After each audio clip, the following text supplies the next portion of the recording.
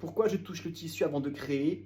Pour moi, c'est une question qui est évidente. Pourquoi je touche le tissu? Je le touche parce que c'est indispensable, c'est vital, c'est quelque chose qui va faire partie de mon ADN, de mon identité de mode, donc c'est naturel que je vais prendre la matière à bras le corps, la sentir, la respirer, la toucher. Oui, c'est évident, c'est normal. C'est comme un chef cuisinier qui va faire un festin, eh bien, il va devoir trouver les bons ingrédients pour concocter son festin.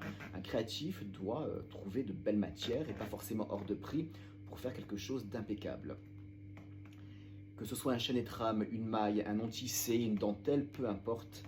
J'ai besoin, lorsque je découvre un tissu qui m'intéresse, qui va rentrer dans ma famille de créativité, d'ADN, d'identité, dans mon processus créatif, j'ai besoin oui, de la toucher, de la sentir, de l'imaginer sur moi, dans mes collections, portée par moi ou par d'autres, mais de rentrer dans ma famille créative. C'est très important.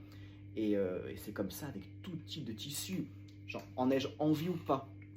Donc pourquoi je touche le tissu? Parce que c'est indispensable. C'est comme le goûter, c'est voilà.